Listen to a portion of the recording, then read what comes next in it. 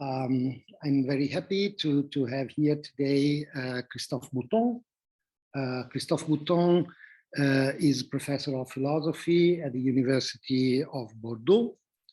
The main topics of his research are the notion of history in German classical philosophy from Kant to Hegel, the notion of history and time in the post-Hegelian debate of the 19th and 20th century, and the philosophy of histories and time in the contemporary debate. He worked a lot about the notion of time with reference to Kant, to Hegel, and to the contemporary debate. I hope that this opportunity that we have today to discuss with Christophe is the beginning of a collaboration between our group and the University of Bordeaux and the research of Christophe Bouton. The title of today's talk, you can see perhaps here, okay, is Hegel and the problem of realism. So Christophe, please. Thank you very much, Luca, for this presentation and your invitation. I'm very happy to be here.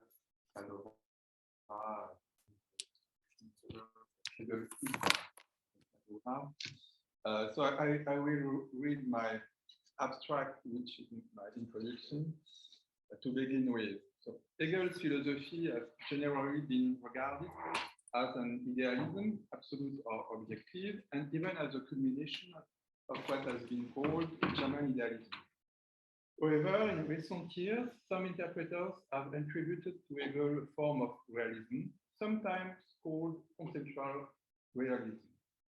This controversial thesis states that according to Hegel, the world is structured by concept, which is a reformulation of certain Hegelian proposals, according to which there is reason in the world, or what is effective is rational.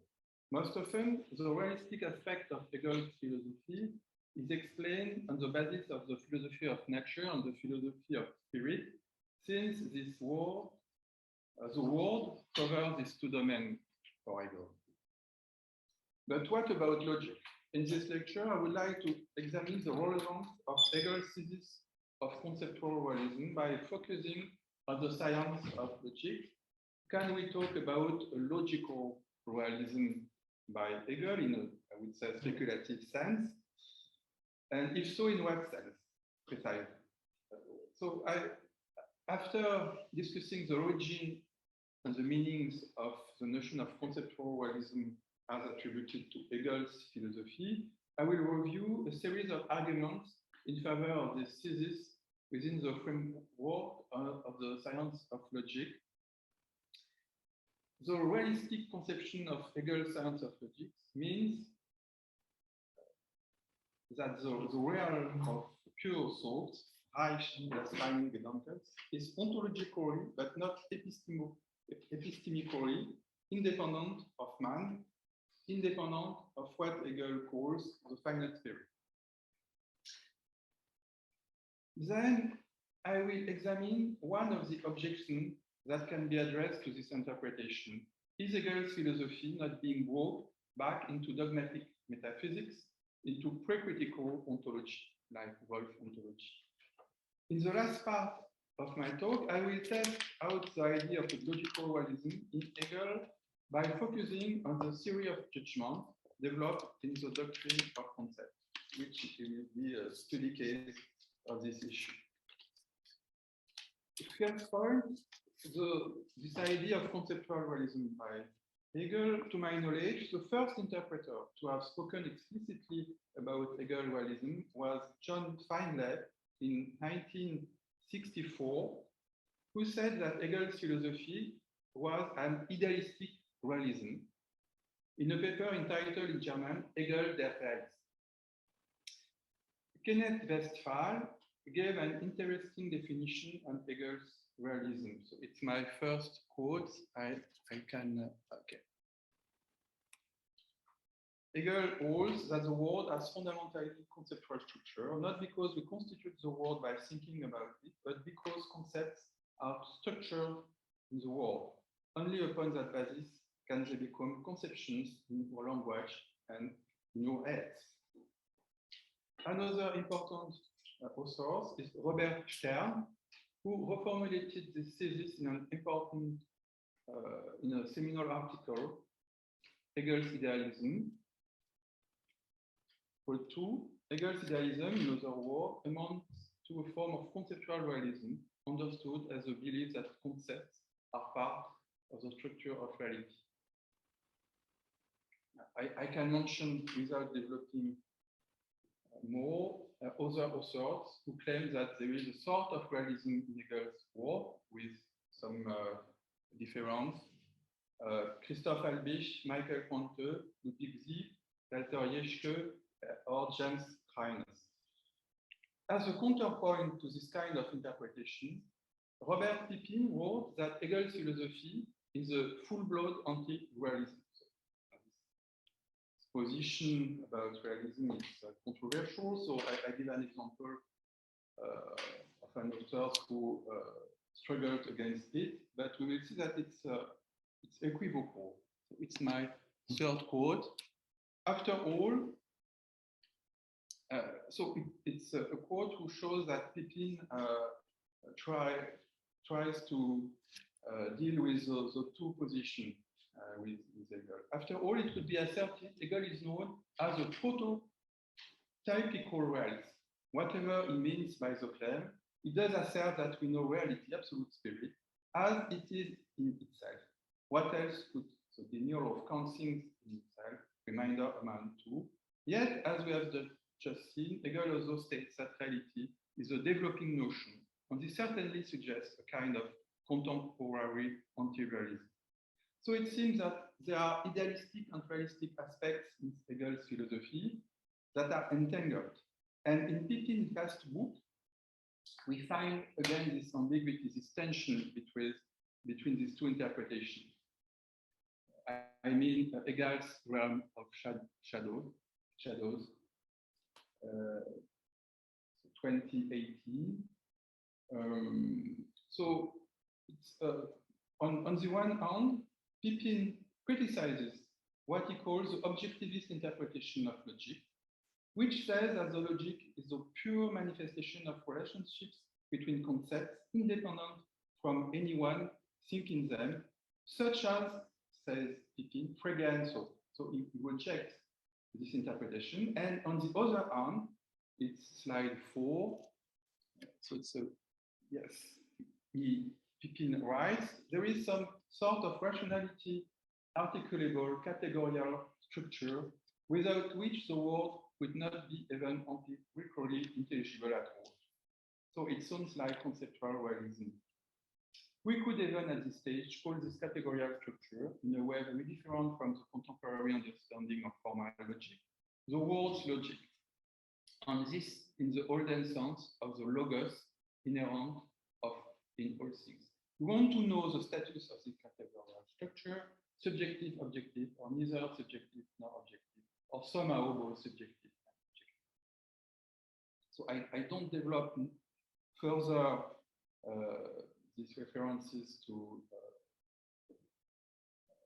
interprets who discuss this issue of conceptual realism. And now I turn to some arguments in favor of logical realism in Hegel.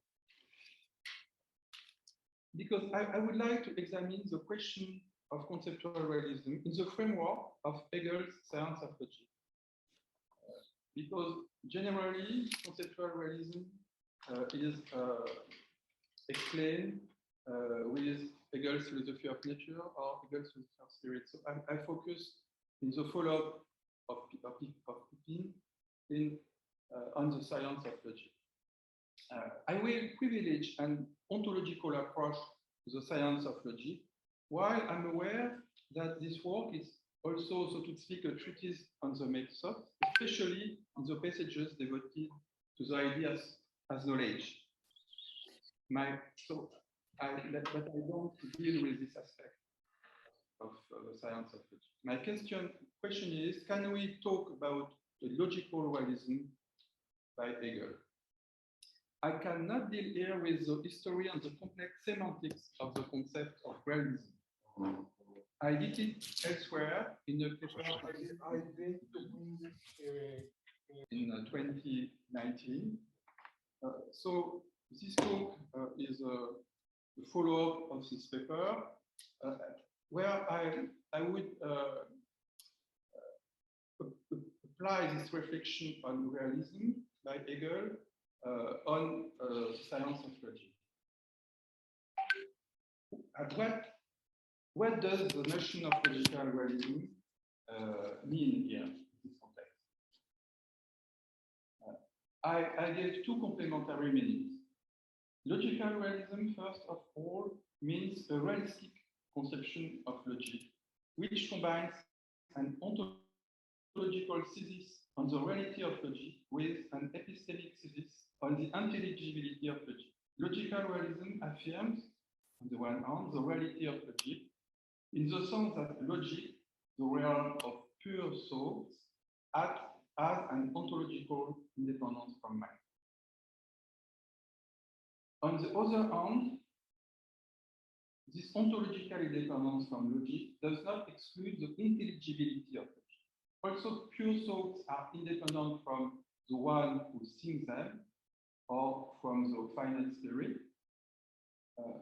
The philosopher can know and expose this thought, this pure thought, in science, precisely the science of logic. So you have mind independence and intelligibility, which is not obvious that the two theses are linked together. Second point, logical realism also means a logical conception of reality. Logical concepts are immanent to reality. They are structures of reality, of natural and spiritual reality. Hegel speaks of Denkbestimmungen, and it is this meaning that is most often targeted by the conceptual realism attributed to Hegel. What are the arguments in favor of a realistic conception of logic? First of all, I can stop if there is technical issues. There is an echo.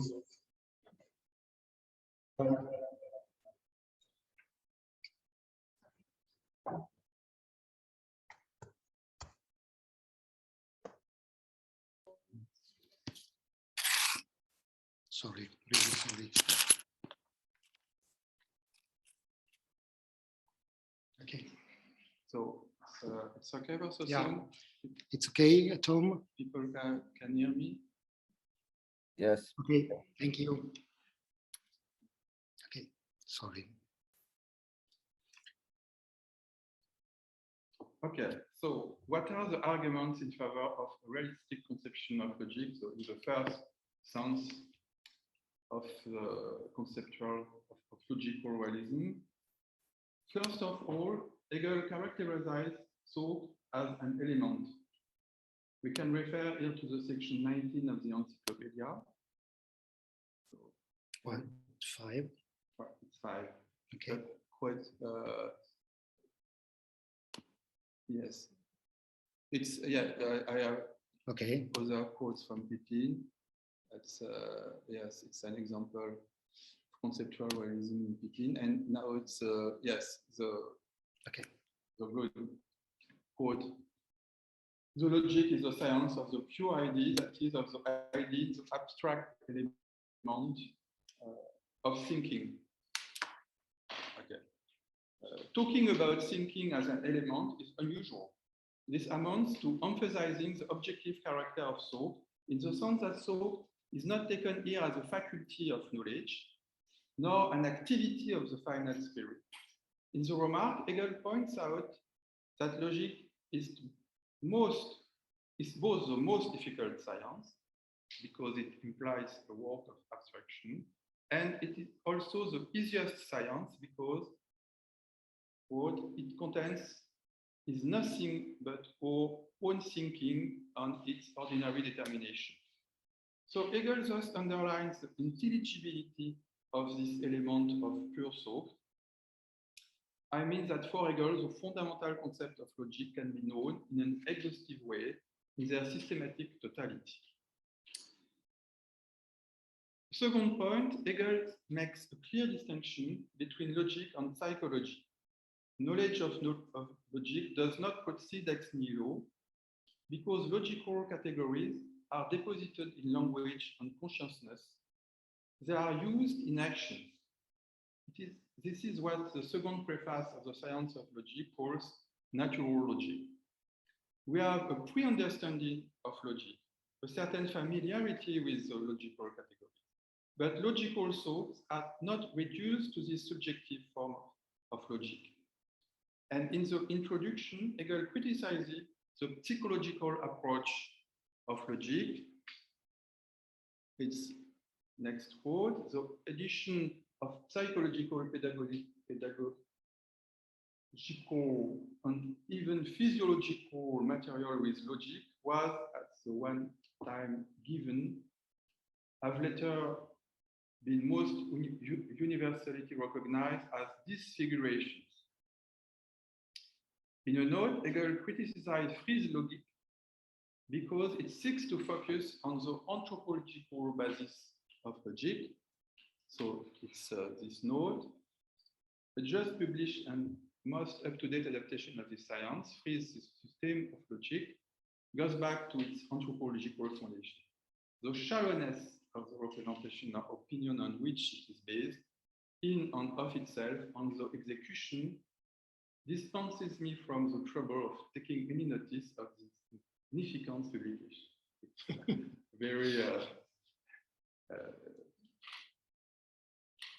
not very kind of Hegel, but you know, it's there is a whole story between Hegel and Fries, Vienna, Berlin.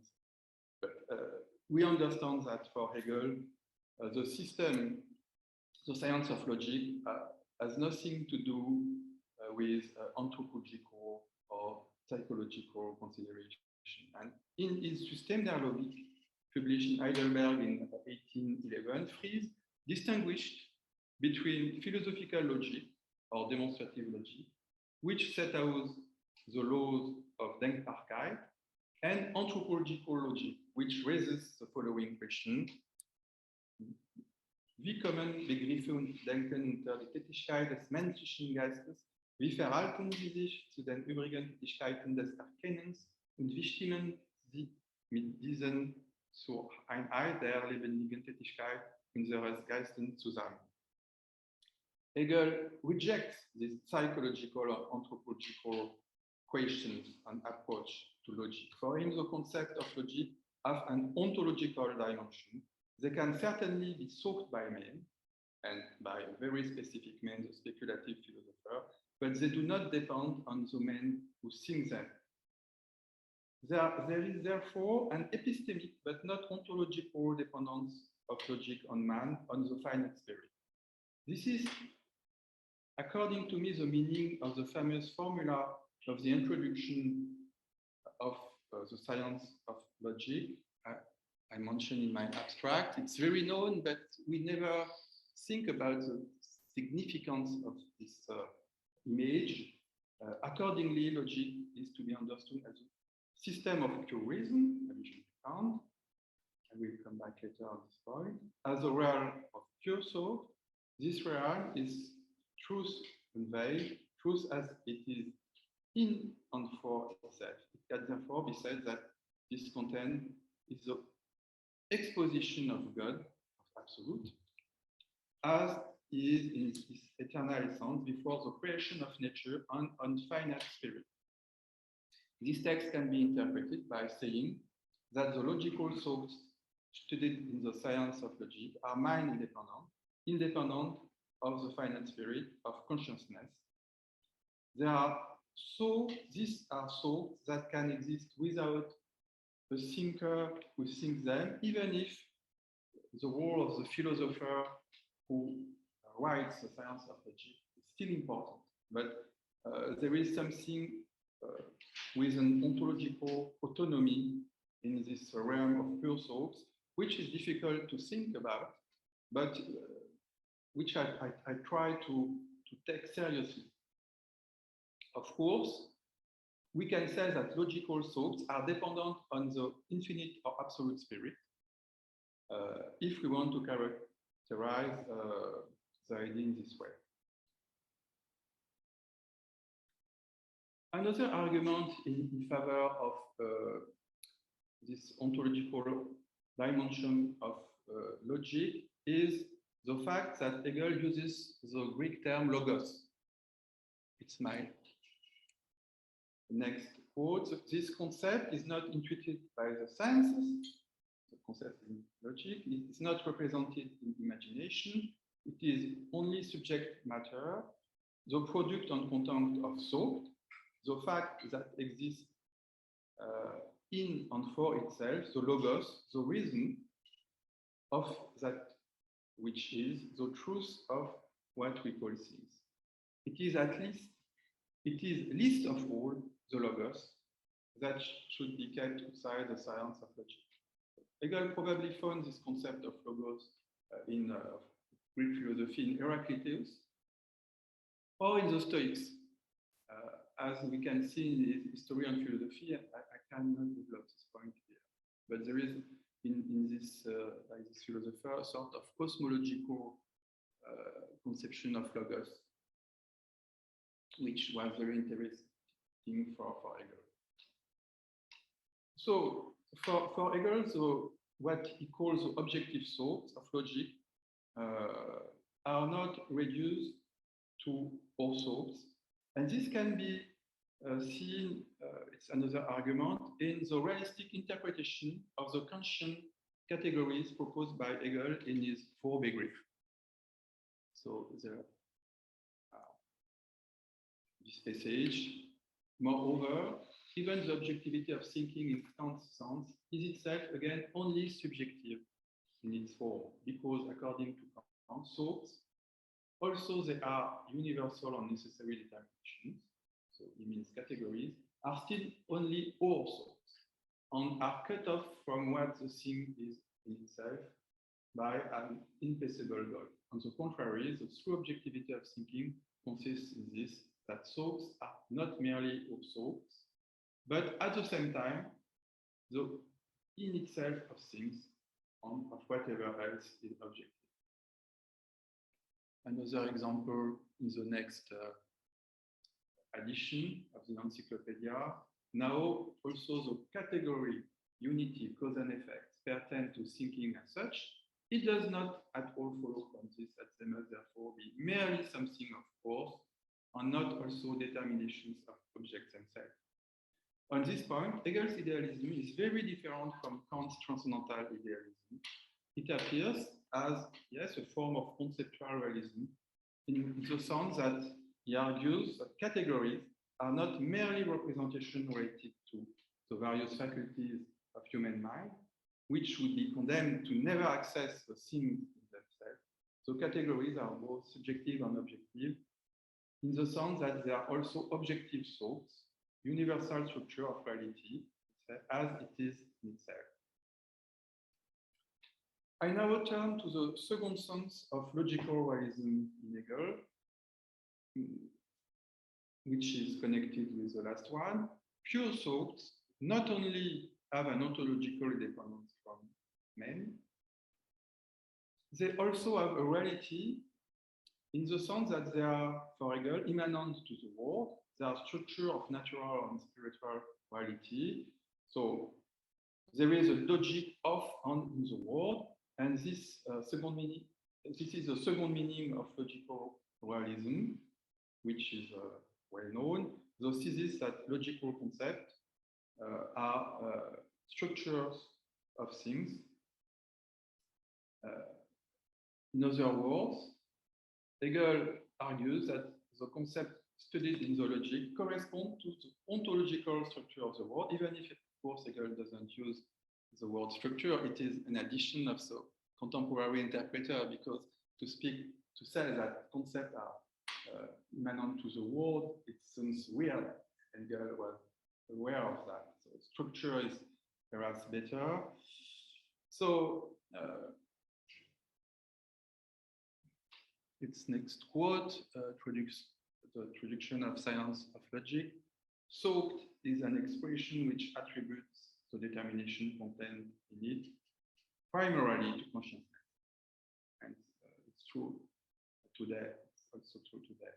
But inasmuch as it is said that understanding that reason is in the objective world, that spirit and nature are universal laws to which their life and their changes conform, then it is considered just as much that the determination of soaked have objective value and concrete existence, hence the concept of objective soaked.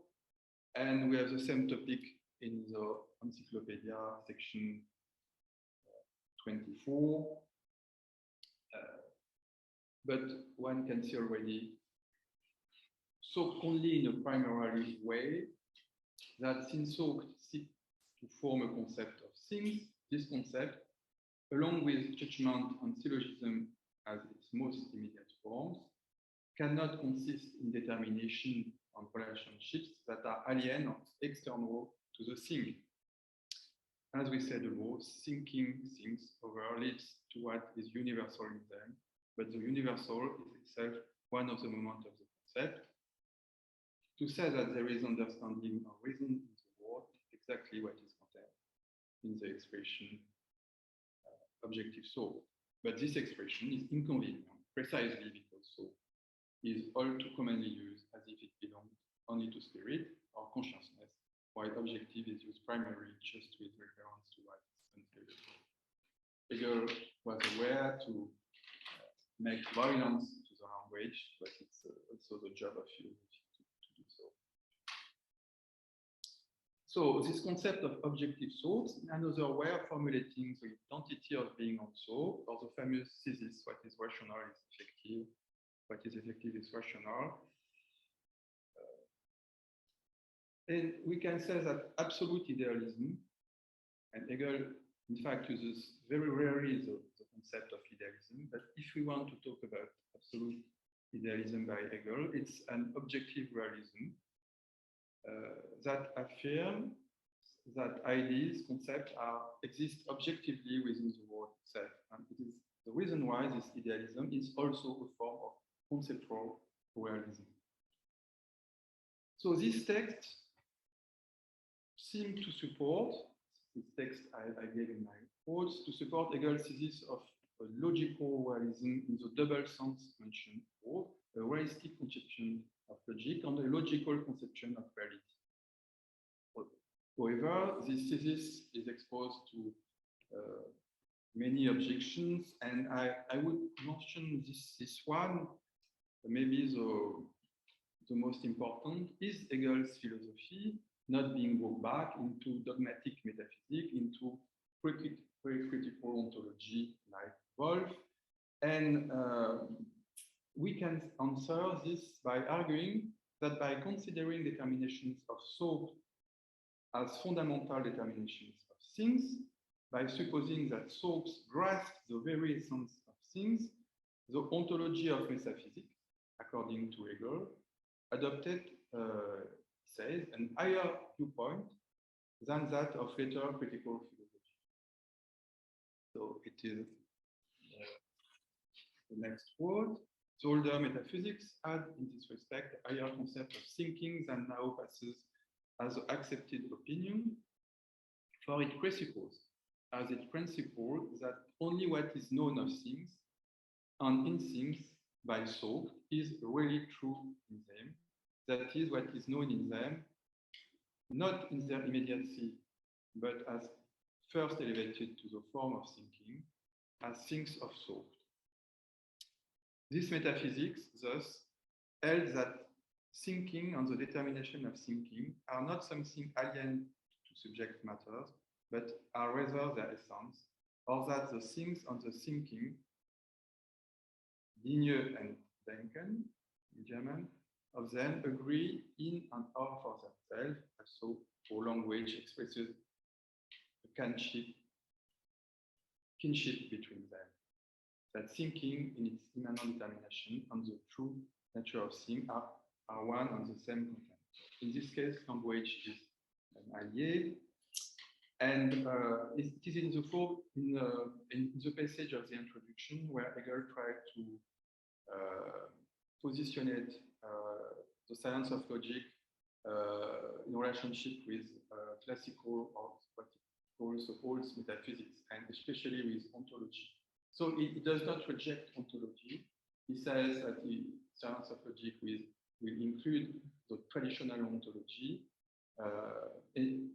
with modification, of course, but especially science of logic takes up this metaphysical position of identity, a pre-critical identity between concept and things. Of course, this is not to say that Hegel would be a new wolf. I quote Pippin in his Hegel's Realm of Shadows book. Hegel is not wolf, of course. I would say that Hegel's science of logic differs from ancient metaphysical ontology from 3 points of view in its reflective, dialectical, and systematic character.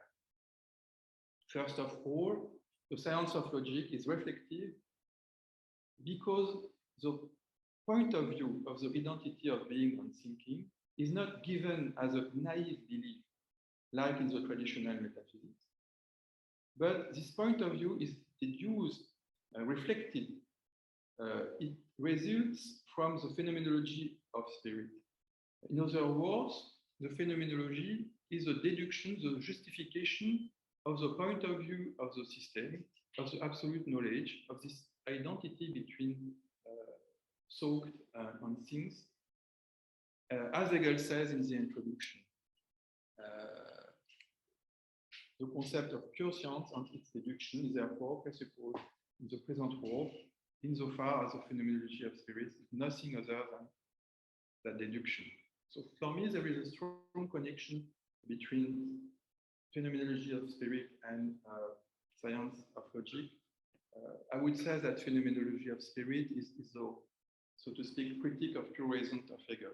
It's a justification of the absolute knowledge which is developed in the system with this basis of identity between thought and thing. In addition, the science of logic takes up, it's another aspect, take up the project of the critique of pure reason, in the sense that the critique of concept is also developed in the science of logic, in objective logic. So Hegel wants also to include the critical project of Kant in his science of logic, even if he refers also to the traditional metaphysics. So it's here, metaphysics therefore incurred the just reproach that it employed the pure form of thought uncritical.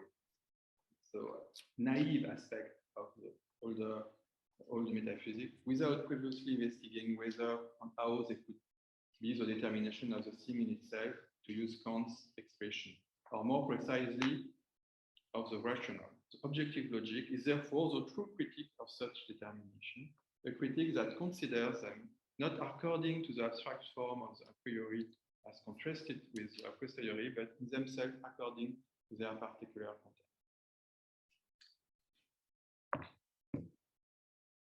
There is other differences between the science of logic and dogmatic metaphysics and ontology, which are obvious. Especially the science of logic is dialectical and systematic.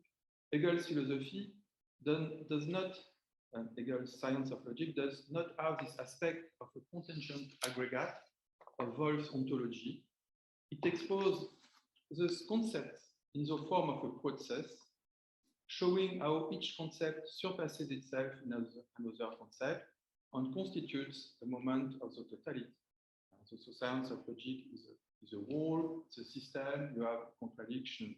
And I don't know if you had the opportunity to open Wolf ontology, which is very interesting because there are a lot of concepts which are discussed by Kant, by Hegel, but there is no clear order. It is a collection of notions, substance, Wirklichkeit, Möglichkeit, and so on. So it's a sort of science of logic without order, without systematicity, and without this logic of contradiction, without the dialectic. So there is a gulf between the two, even if the common point is the idea that there is no opposition between concept and things. At least it is the way with which Hegel reads traditional ontology.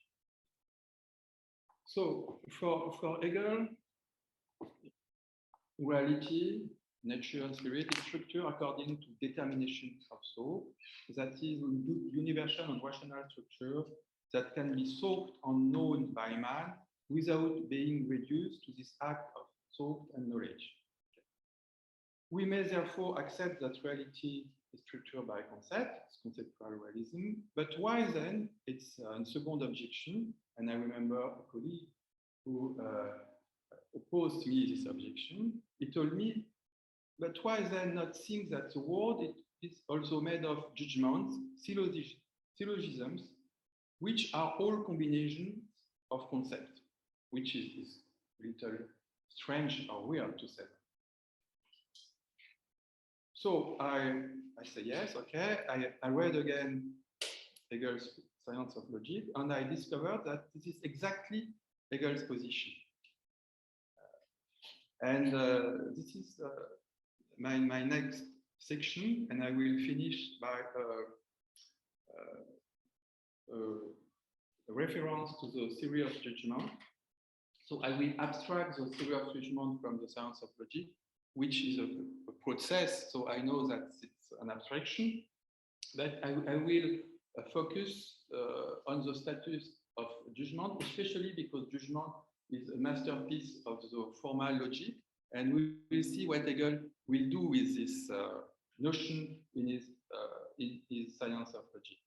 So the theory of judgment is presented, in the first section of the subjective logic, devoted to the subjective concept, and the judgment Urteil is for Hegel the original division, ursprüngliche Teilung of the concept.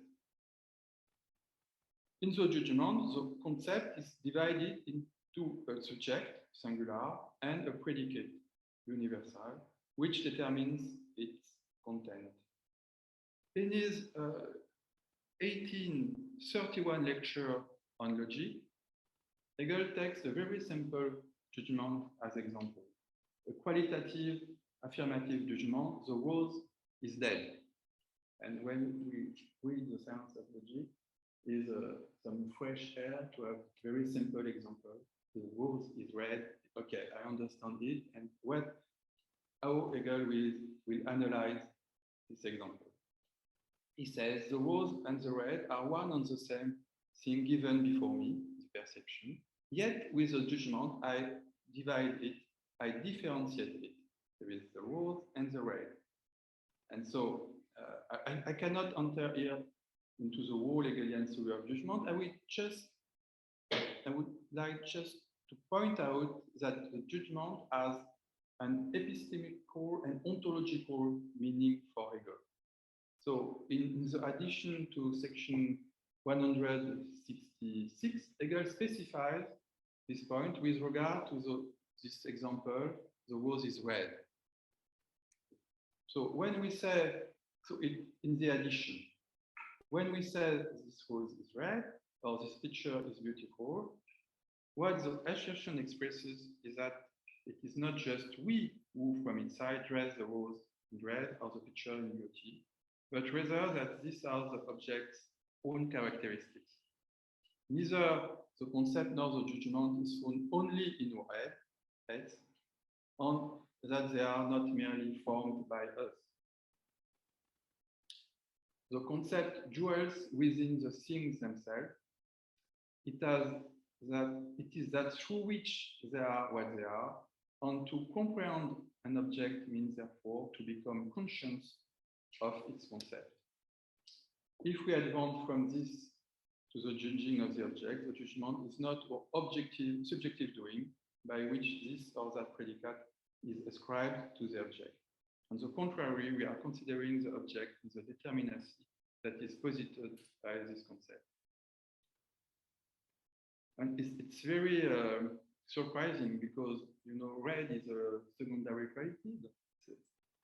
It's connected with the subject, and beauty is also, we say, reflective judgment, so it's also connected with the subject. So it's an interesting claim here, and I think that Hegel wants to point out the objective or ontological dimension of judgment.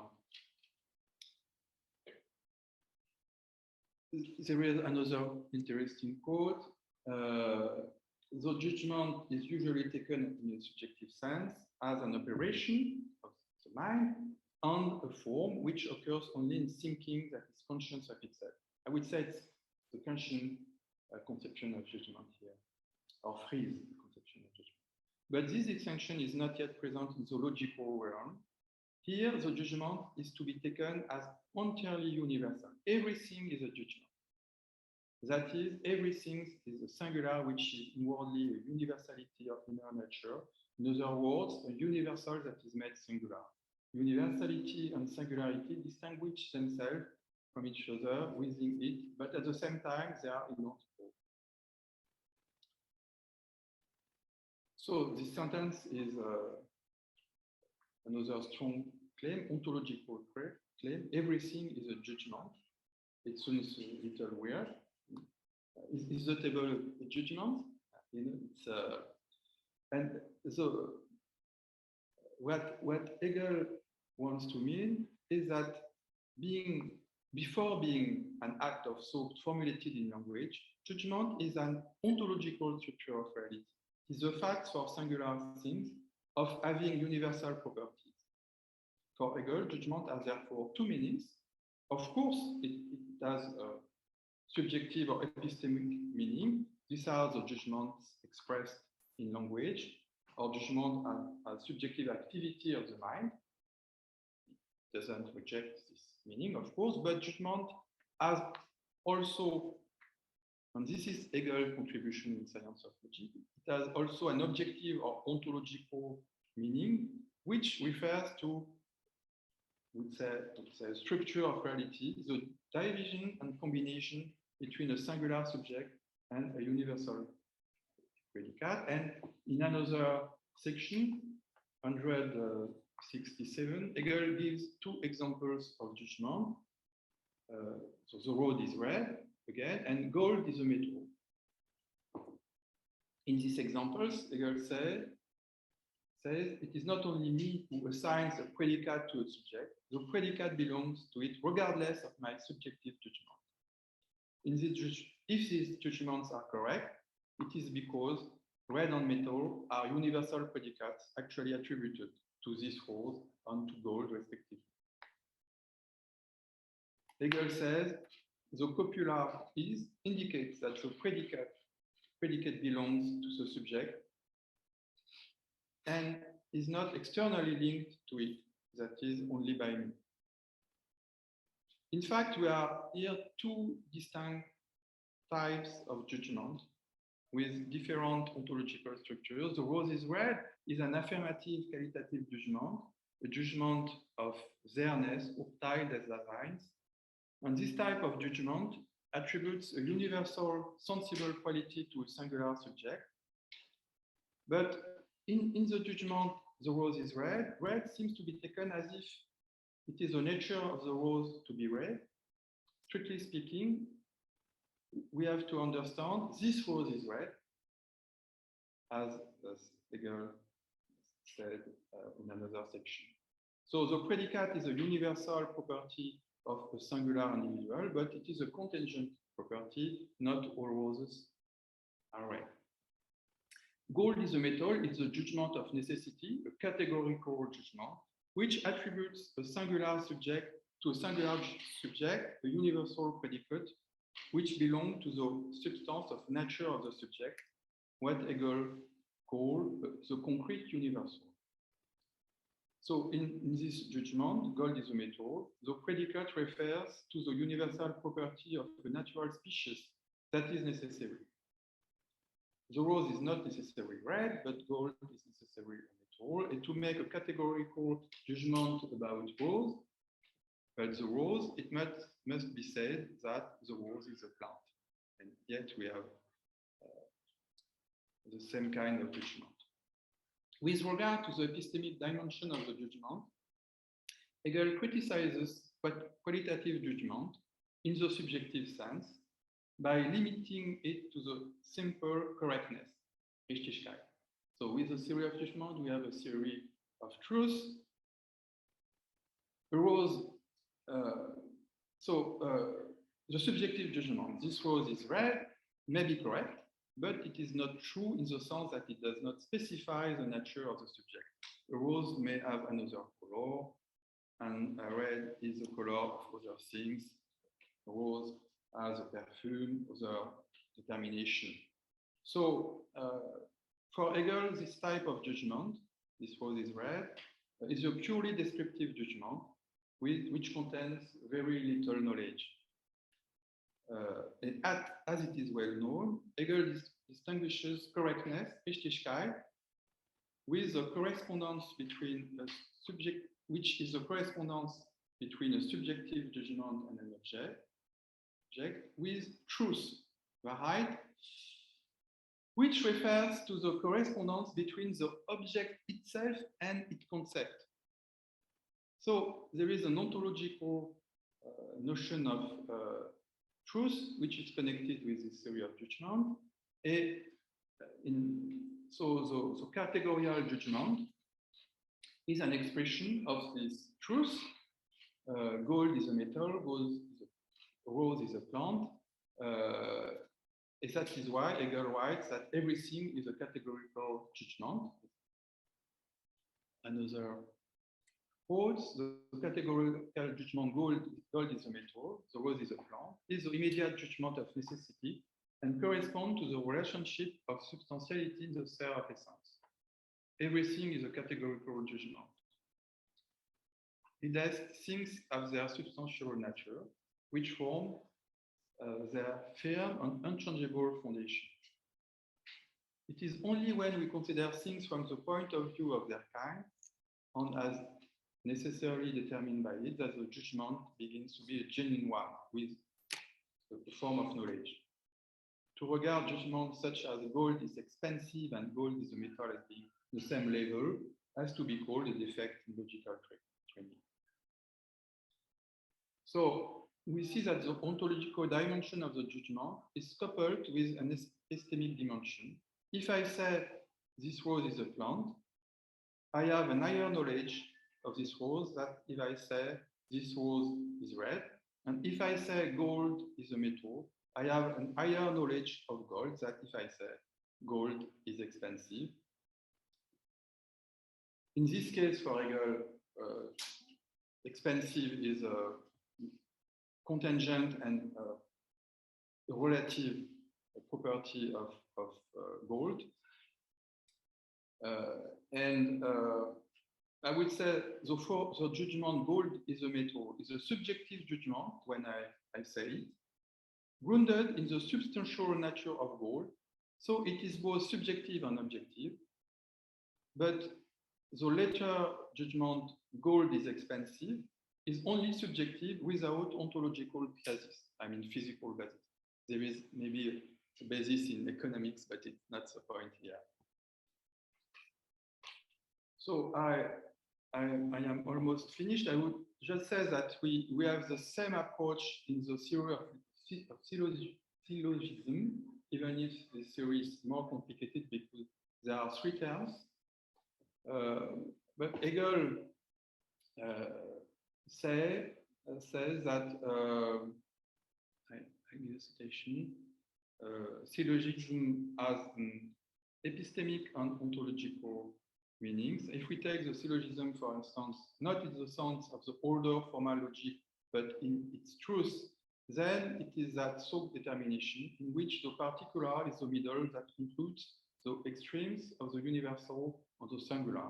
So we have three terms, not two. And Hegel adds this syllogistic form is a universal form of all things, which is very surprising to say that everything is a syllogism.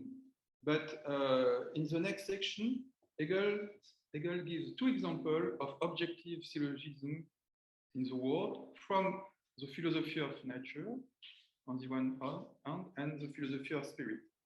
So the example in the philosophy of nature is the solar system, which is a system of syllogism for Hegel, and it's very difficult to understand in detail how it works.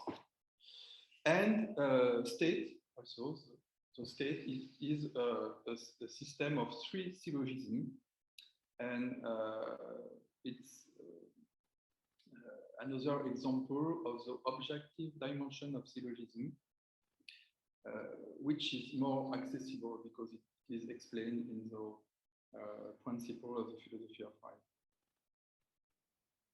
Whatever the difficulties there is, these two examples show that for Hegel, the syllogism, like the judgment, is not only a subjective category of a form of thinking, it is also a structure of reality of both natural and spiritual. So in conclusion, I will mention two difficulties with this idea of logical realism by Hegel. The difficulty raised by the realistic conception of logic is that it seems to eclipse the fact that the science of logic also has an epistemological dimension, especially in the final section of the idea as knowledge. But as we have seen with the theory of judgment, the ontological and epistemological approaches of the logical determinations can be in fact complementary, because judgment is an objective structure of reality. It's a way of knowing the reality, so there is no opposition. So a most serious difficulty relative to the logical conception of logic, the second meaning, is the well-known issue of the relationship between logic and real philosophy, which I cannot address here. Thank you.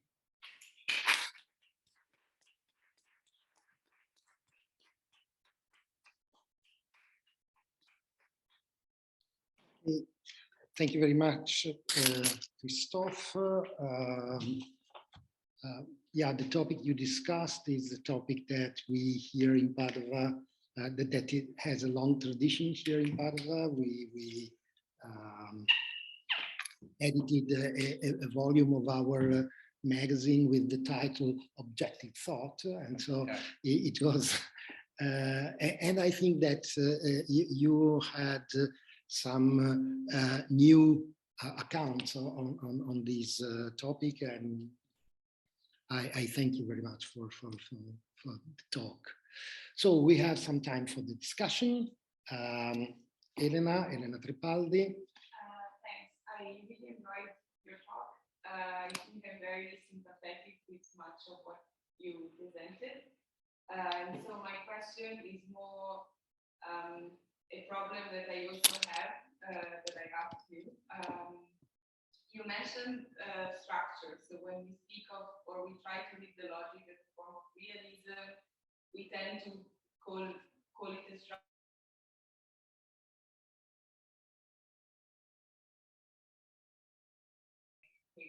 Uses, and I was also asked several times, so what is this structure? And I think there's two ways one can go about this problem. Either the logic presents the structure of reality as every category is the structure of a single thing in the world, but then this creates some problems because One, then why do we have real philosophy? What is real philosophy doing if we already have alternate concepts? And two, also the logic is still a progression. So is reality a rigid hierarchy of things for Hegel? The other option to interpret this structure would be the logic is just sort of deducing what it is reality, like the problem of contingency, and then real philosophy does all the rest. But that's also problematic for me, and I don't know if you have another interpretation or you favor one of these two, or how you would go about this idea of structure. Thank you for your question. Yes, it's also for me an issue in progress, because what is interesting with structure is that it's an invariant, you know, and it's the idea that in I would say in everything in the world of nature and spirit, you have some. You have, I would say, you have being, you have nothingness, you probably have garden, devenir, I don't know in English, becoming, you know. So it's if you take this way, you can extract from the world universality. It is everywhere in everything, but the limit of this notion is that the dialectic dimension of the logic, the fact that it is a movement, a progression, is in the background. With structure, you have something static. You're right, and so I have no. So the word Hegel uses is Denkbestimmungen. Détermination de pensée in French. It's not very. It's unusual, but I still I am still reflecting on it on this point. And the other point is you mentioned is why do we have real philosophy? Why do we have nature and spirit? Why we couldn't just have logic, and it would be very uncomfortable for us but it's not. So for me, it's of course it's the issue of the transition from logic to nature. So you have debates about that with Schelling, Marx. In France, we have Bernard Bourgeois, who says that it's a logic of freedom, that the absolute has to let all the otherness outside himself. It's like a liberation, but it's another issue with Hegel. But I would say for me that if you consider the reality as a whole, what all the things which exist, yes, you have the logical realm with thought, with concept, you have nature, and you have spirit like a third stage. So we can try to deduce this, but we can just describe it and try. And for me, it's the issue to see how the logical structure or determination can be found again in nature on spirit. Sometimes it works very well.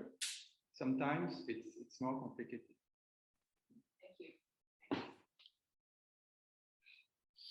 I don't know if it has to do with this question, but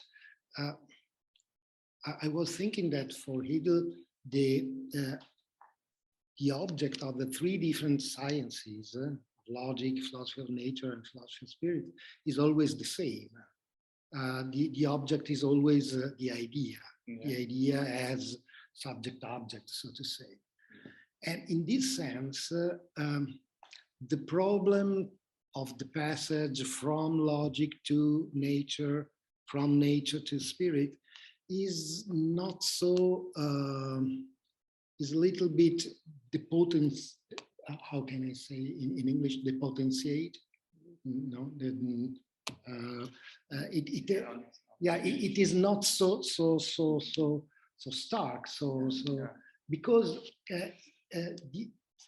the question is always the same, and it seems that the three sciences are three ways in order to say the same thing, in order to approach the same thing, and the thing is always the subject-object or the absolute, so to say. And the absolute in the form of thought, the absolute in the form of otherness, and the absolute in the form of spirit.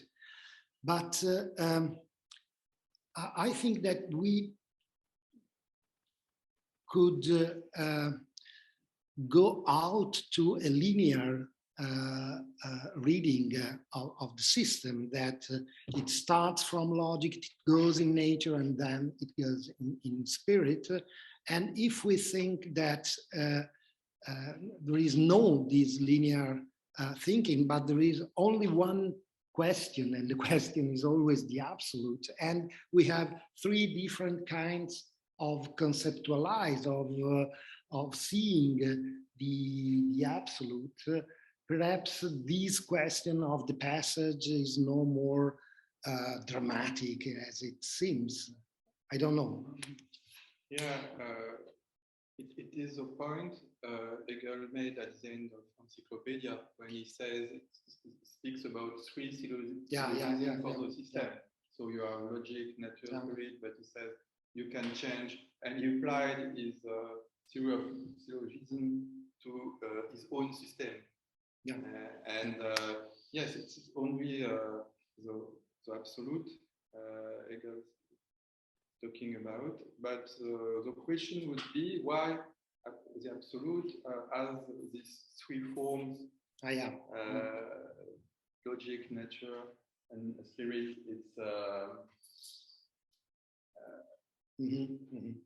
It's dialectical because you have identity difference and identity of that. It's still a possible question, but it's not an objection for me. And it's possible also that for the philosopher who is trying to write the science of logic, finally, science of logic is like can be seen as an abstraction from the world, from the spirit and nature world, because where you can find this category. Of course, there is a tradition of the history of philosophy, logic, but if this category are also in the world, you can analyze the world and extract some categories: substance, negativity, Wirklichkeit, of course, and then you organize it to find a good organization from the most abstract to the most concrete. Another way of thinking the connection between real philosophy and science of logic, not from science of logic to real philosophy, but on the contrary, from real philosophy to science of logic. Thank you. Other question from internet too?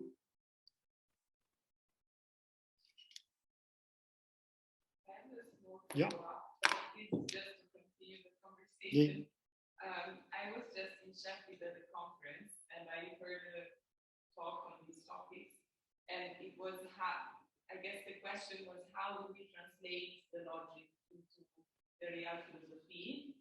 And the talk was arguing that if we try to do that, it works all the way up until spirit, but then we have absolute idea that's covering too much of spirit, because it would be both objective and absolute spirit that are so different, but they would still be entirely into absolute idea.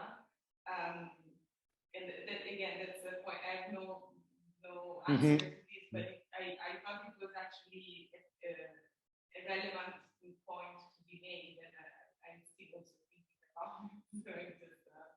Yes, it's an interesting idea, and there is this section at the end of the science of logic about knowledge and will also. L'idée als Leben, okay, we understand, because Leben is a form of nature, so there is a good connection, logical life and natural life. And then das Erkennen, das Wollen, maybe this section are relevant for philosophy of spirit, objective spirit, practical spirit, also absolute spirit with knowledge, yes. So, and maybe the reason why we have knowledge in a project which is supposed to be a sort of ontology of the world, it is because Hegel wanted to make a connection with philosophy of spirit. And de facto in the world, you have also Erkennen, because you have people who develop knowledge. So it's a way of making a connection, but there is no strict correspondence. Yes, it's like indication, or it's a logical basis, but then the application in nature and spirit are even at the beginning. It's not strict if you look carefully between logic and the system. Some you have categories which are not present. You have categories at the end which are at the beginning. So it's complicated. Yeah, but yes, it's your remark. I agree. It's an example that there is no simple correspondence or parallelism. Karen? Yeah, thanks so much for the talk too. This is also a follow-up, I guess, on Ellen's question and Pat's question. Maybe I put it another way, because I was thinking about what really follows from your considerations. So, like, in which sense is the logic the realm of pure thought, like in opposition to non-pure thoughts? And also, in which sense is the logic still mind independent? Because you said that in his Hegel's theory of judgment and syllogism, there's also an epistemic meaning, and I agree with that. But then I thought maybe we need to say it's not mind independent, or at least not to serve a respect, not mind independent. So maybe we need a claim much more complex than saying mind dependent or mind independent. Maybe it's both, but in different reasons. And then the last question, then I thought maybe then, so I would say, like, from what you said, at the end, I thought maybe it's better not than to talk of the logic as some kind of foundation of everything. Yeah. And maybe also not talking about application, because in a way everything is already there in the logic. So, and then, yeah, maybe we would need a different picture of how the logic relates to the argument that does not allow for vocabulary like application and foundation, yeah, which I found interesting. Yeah. Thank you. The expression pure thought, I think that is very accurate for Hegel. It means that these thoughts are totally abstract, so you can think of them without imagination, sensation. Of course, you can give example, and we are happy when we have an example in the science of logic, but it's a realm of shadows. It means that there is no sensible data with this concept. And of course, it's then you can have exemplifications, but in the science of logic, pure thought, it means totally abstract, without sensation, without anything sensible. And so it's purely logical. So you have just definition, determination, and so on. So it's a technical expression, I think, and it's the idea that this kind of philosophy is very an abstraction from the sensible world. You have to cut, and it's very difficult for Hegel. It's a training, you know. It's then it becomes an habit, but for the philosopher at the beginning. So and the status of the logical concept. When I say they are mind independent, it's perhaps a too stronger claim, but the point is that in the theory of judgment, which is a sort of test for this idea. So what we see that the judgment has an objective meaning, which is the connection between singularity and universality in things. For example, this table, this thing is a table, this table is a ground, it's a judgment. For Hegel, it's a connection in the things in itself, and it's also for me a knowledge, very limited when I say this description. But so you have both an objective meaning and a subjective meaning. But still, the objective basis. How can I say that? You cannot have a subjective judgment without an objective judgment. You know, the rose is really red, and it is why when I say the rose is red, that I say something correct. Okay. So you can have an objective judgment without a subjective judgment. A rose in the nature is red, and nobody is here to see it, to say the judgment. And so there is something mind independent here. And if you think about the example of Hegel, the solar system as a system of three syllogisms. So the planet, the singularity, the sun is the universality. You have also asteroids, or you know, it's speculative nature philosophy, I would say, but still, it's totally mind independent because the solar system is independent from man. Hegel knows that it's a system of nature which can become mind dependent from an epistemological point of view if, you know, philosopher of a physicist describes this system.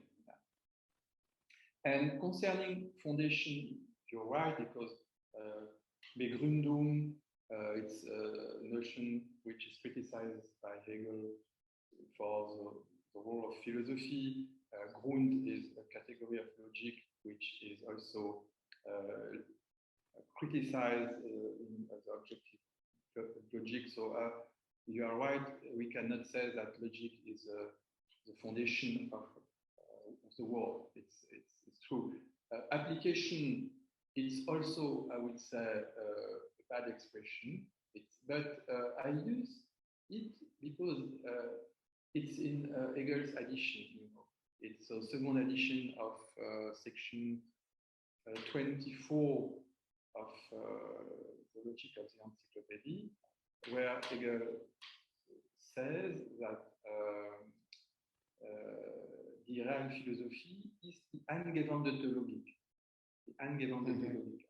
But it's an addition, so it's a lecture. So it's not a technical, but it's like a direction or the title of an issue, because it's clear that it's not. So we have also to find a better concept for that. You're right. Julia, Sasha. It's a follow-up. Okay. Yeah, it's kind of a lot from the questions and from the answers. I was thinking, because usually we define realism in terms of independence. Yeah. But can we try to maybe to imagine or conceptual realism, which is, I would say, not dependent of, I mean, it's free of the independence to realize in different terms. Because independence, I always found it as a paradoxical concept, because independence is relational. It's an independence from. So independence is not independent. So to say, independence is always, it requires relations, independence from somebody, from something, from. And I was thinking how exactly Hegel's philosophy and logic can help in this sense, because I think exactly what is key point, big words, is that here independence is contradictory in sense, because on some points it means some detachment from the subject, but it is always independence from. So even now, example you said about the field is right, it's wouldn't matter, and it's objective even if there is nobody theory or it's okay, it's empirical, it's right, but it's how to say, this very claim is always defined, depends upon system structure. So yes, I'm just keeping my mind, my reflections, so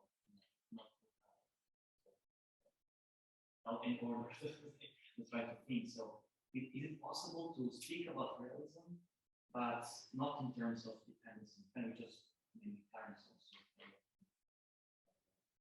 exactly? I mean, to the point, the idea of independence is somehow conditional because it requires a relation. It's always independence from.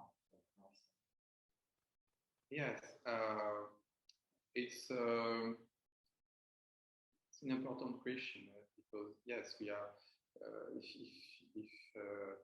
we consider the world, it's rational, so it's a paradox. I get the point, yes, but I would say two things. First of all, I use one time the word autonomy because Hegel uses this metaphor of the Reich von reinen Gedanken. And it's exactly the Reich realm. It's a state which is independent, which is in a sense of an autonomy. So maybe could we say that there is an ontological autonomy of logic? It exists by itself. But perhaps autonomy would be better. And the second answers I would give is that mind independence is the contrary of mind dependence. So first point is the thesis of the mind dependency of the world, for instance. So when you speak about mind dependence in the context of the debate between idealism and realism, you have Berkeley. For Berkeley, everything is mind dependent, and it is absolutely not the notion of idealism of Hegel. And you have also Kant in a certain way, because the world we know is either an idea or a set of representations, and representations are mind dependent. And as in his paper, Robert Stern on Hegel's idealism points out that Hegel's idealism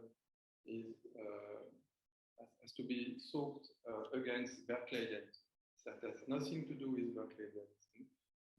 In the history of philosophy, with the opinion by Berkeley, he says you just have to touch the material to know that the world does exist. So there is no discussion. And Stern says also that it's again transcendental idealism, which is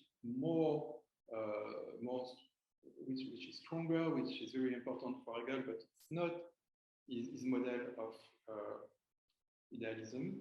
And so the idealism we get is a form of realism because it is not mind dependent, hence the word mind independence. But it's tricky because it's as if this conceptual realism was a dialectical negation of absolute or subjective idealism or transcendental idealism.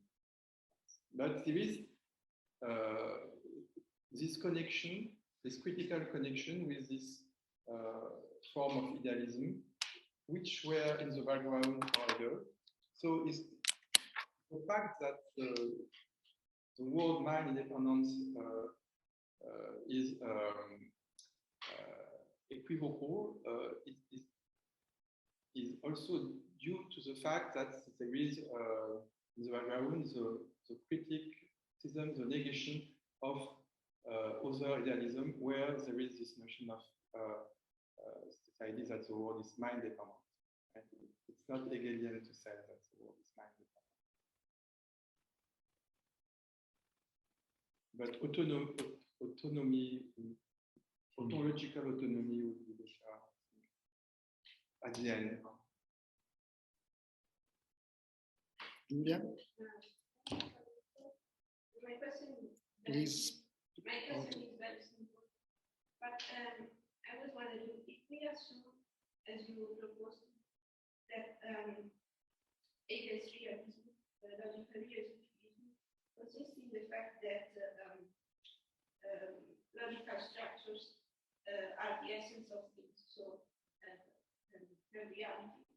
Then I was wondering, this could be also an argument for Hegel. I mean, that's what identity can also be thought of, as if what is grasped by thoughts, that is the world in itself. There is nothing beyond what is concept. And it is independent from the finite spirit, so finite subjects, of course, because it is not that every opinion has reality, or that the existence of the world is dependent from an individual, but it is what is rational, conceptual, that is real. So could we say, or does it make sense if we say that Hegel's idealism brings these two conceptions to the point of collapse in a way? Because what is the real difference of speaking of realism in this sense and of an idealism in this sense? Yes, I agree. I think that Hegel wanted to go beyond the opposition between idealism and realism. So he says that every true philosophy is an idealism, but what he thinks with idealism is very special, because it's not Berkeley idealism, it's not Kant transcendental idealism. It's the idea that the idea precisely is the principle of reality, so to speak, because in science of logic, he uses he says that every philosophy has a thesis on being. So he says for Democritus, the being is atom. For Thales, the being, everything is water. It's for me, everything is idea, concept, spirit. He uses three words.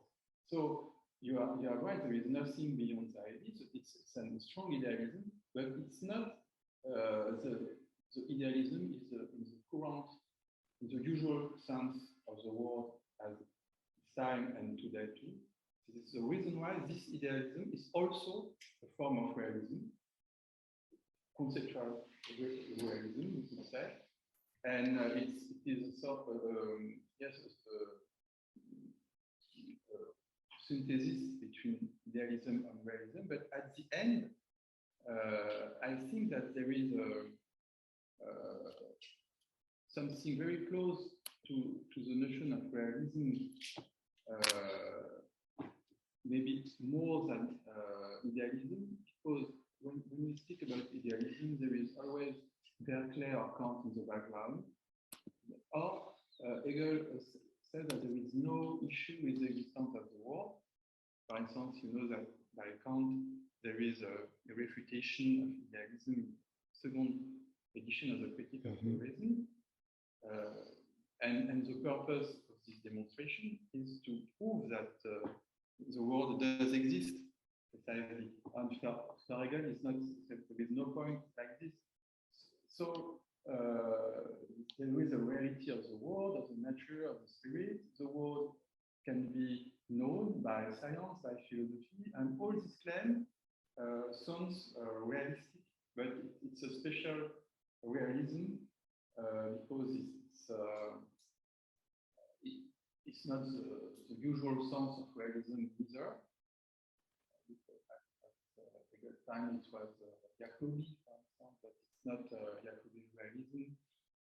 Or what, you know, I try to make the history of the concept, and in the modern sense, the first to coin realism was Kant in the first edition of the Critique of Realism, to criticize the Newtonian conception of time and space as a determination of things in itself. And for Hegel, it is the case.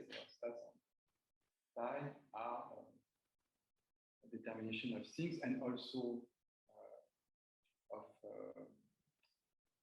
sensibility of man. So Hegel integrates a lot of claims of realism, maybe more scientific realism than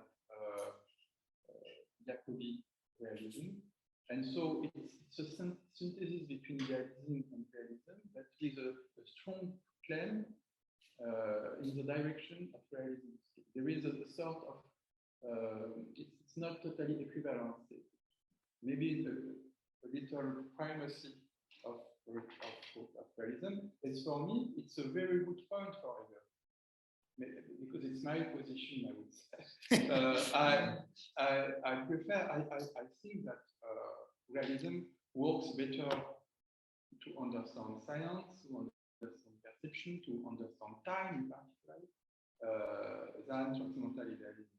The starting point of my reflection was that for me, transcendental idealism doesn't work, especially about time and space. You can say that time and space are a form of the human sensibility. It doesn't work if you consider the story of physics, if you consider a lot of paradoxes with time, if you consider the issue of ancestrality with Ieyasu, it doesn't work. But so I was worried because I said to myself, so it's also a problem for Hegel, like a Kant. And I read a little more Hegel and I said, no, it's very different. Hegel is not exposed to this objection. He has a more effective conception of the world, of time, space, and other. So I try to push Hegel a little bit on the side of a form of realism, which is not naive or metaphysical. Realism is more complicated.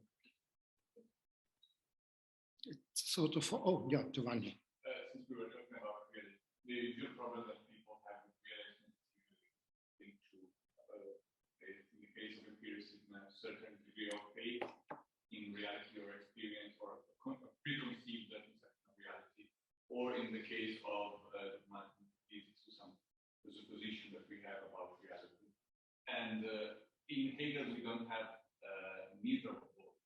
And the sort of certainty that we have in the system is based on the progression that we have, as we managed the progression that we have in the knowledge experience. But it's the certainty that we gain there is based on the overcoming of the problem itself, and it's sort of progressive. It's never reached a Yeah. At the end. And so can we say that in Hegel is some sort of deconstruction of the concept of real? Because I was struck by the fact that in the two passages that you mentioned, Hegel doesn't say this is autonomous or this is mind independent. Of course, he wouldn't say that. But it never says it's independent. The fact that we think it doesn't mean that it's just because of us. It doesn't mean that it's just dependent on us. So it seems to me that there is a sort of what do you say, a progressive idea of reality, in the sense that since we understand and the reality appears to itself just through the idea, just through the logos intuitivity, and since we define real just what we understand is real, in a sense there is a more complex idea of realism, in the sense that it's not based on an absolute truth or an hypothetical principle, not on experience, but on a sort of built and progressive concept of reality. But I don't know. That was just my question. Yes, I agree that it's very important to have the idea of process by Hegel.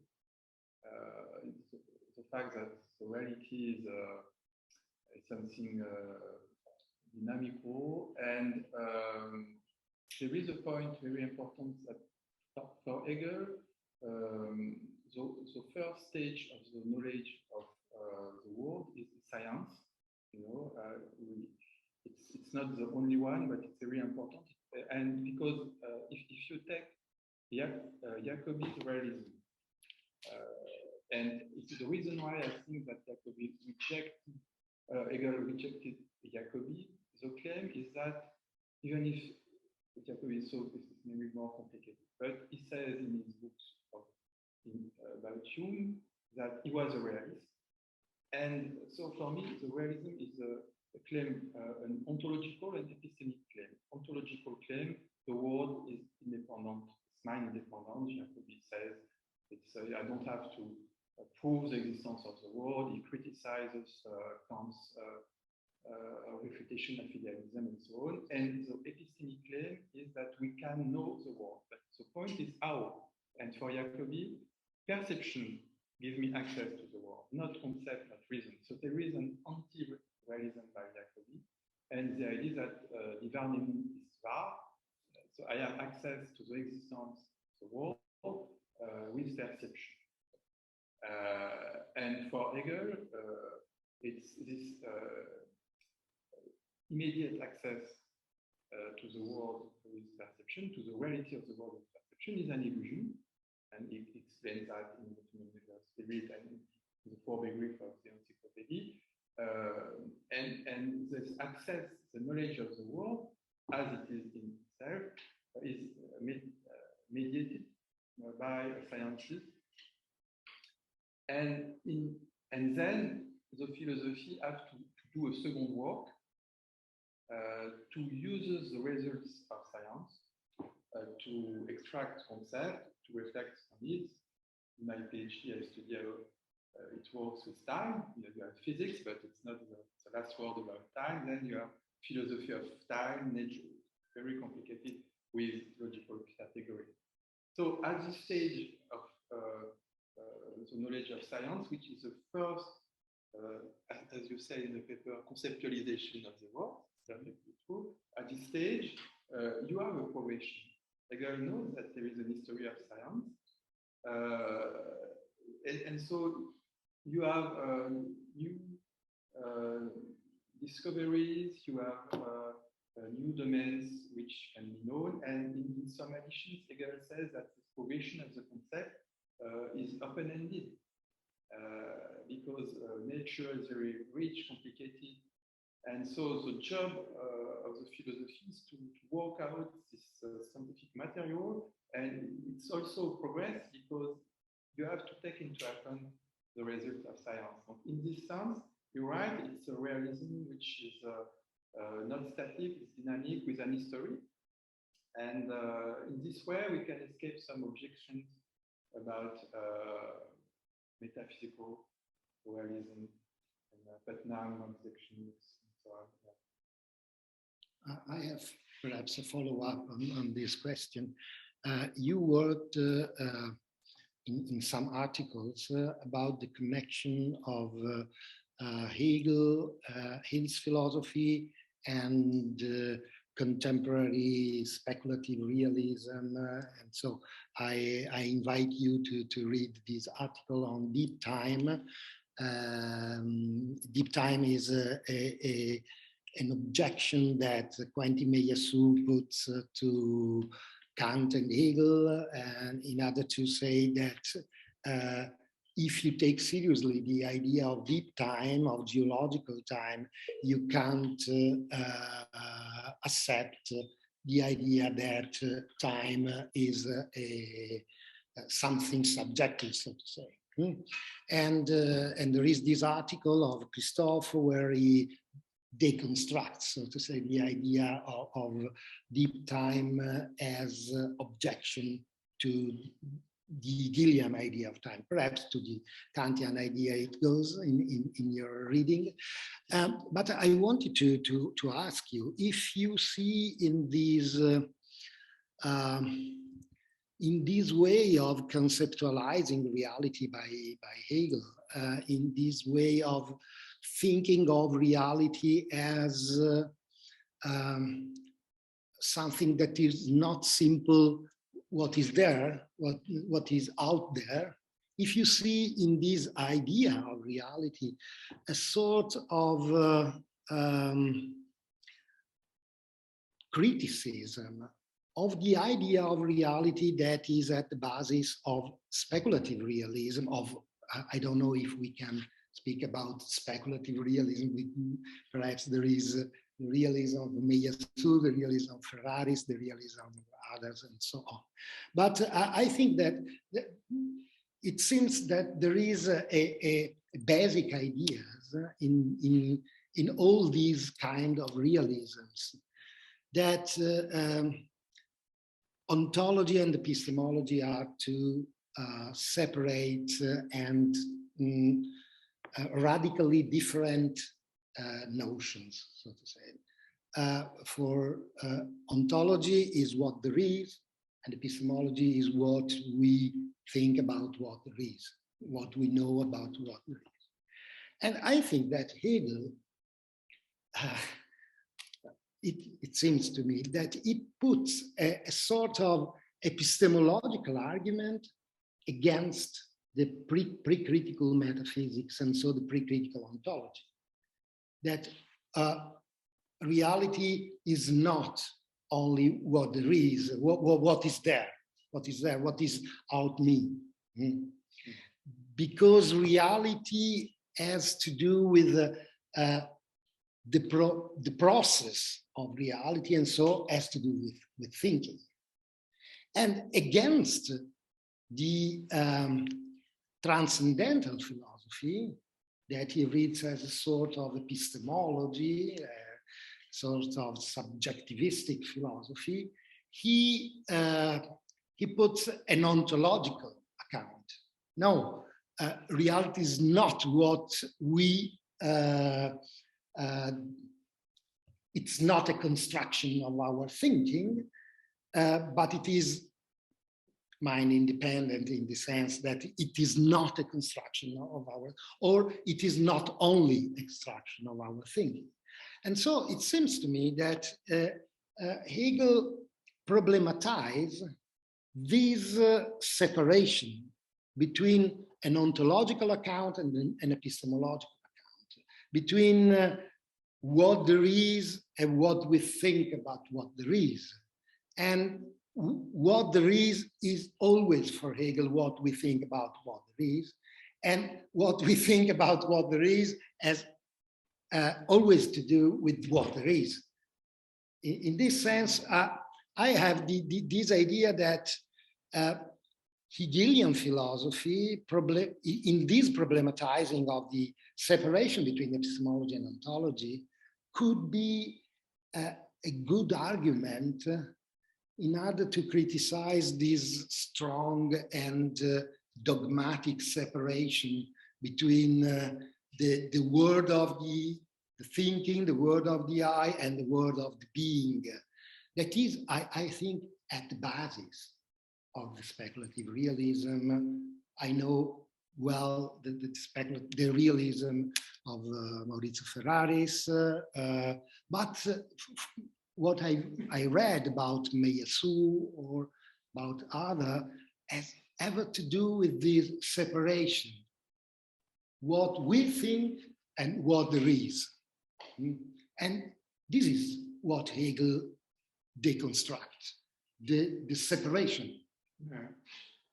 Yes, I agree. And you can separate totally what we think and what there is, because the only way to know what there is or to speak about what there is to think about it. Yes. And Meillassoux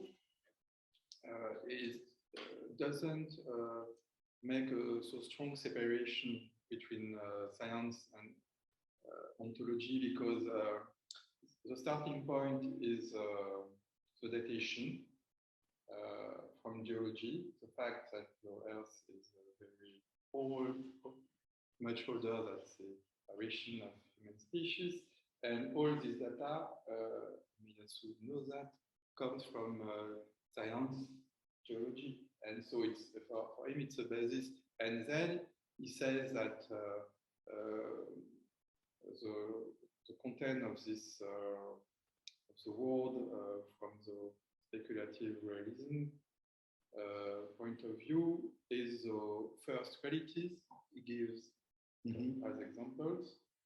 So movement, form, and so on. And so it's object of science too for him. So the science is supposed to say us how is the world without us, especially in geology, but also in physics. And the stronger, so there is this connection between science and ontology, with a strong objection from a philosopher in France, a philosopher of physics, who said, yes, it's, no, it's totally wrong, because it doesn't work with quantum mechanics, where you have a strong connection between observer and particles, so that you can say that quantum mechanics says how is the world without us, because they, as a basic interpretation of quantum mechanics, it's not realistic at all. It's a big form of correlationism. But it's a debate, because there are several interpretations of quantum mechanics, and it's absolutely not the point of Meillassoux, because Meillassoux doesn't go in detail about philosophy of science. It's so the problem of his book is it's very elusive, but I think that it tried to connect science of ontology, but with a conception of science which is a little too monolithic, I would say. But I agree that what you said about Hegel, yes, there is the idea that we cannot, we are confronting with a reality which is made of soul, so there is this interaction between subject and object, and the difference with Kant is that what we think about reality is reality, it's not just representation, and it's an important point. But Hegel, it was a point in my another article, was very comfortable with geology, with deep time, because for him time was not just a form of sensibility, and he knew also that human species arrived very late in the history of Earth, and he spoke about fossils in philosophy of nature. So he integrated totally deep time in his system, and in this framework, if you apply the argument of conceptuality, you have to think about the existence of space and time a very, very long time before, very long history before men. And in this situation, you can say that you reflect on the notion of nature, of time, of space in a situation from the geology of the 19th century, yes, but with the view of describing something which was totally independent from man. So you have this idea that with science you can grasp some aspect of reality which are not connected with the subject.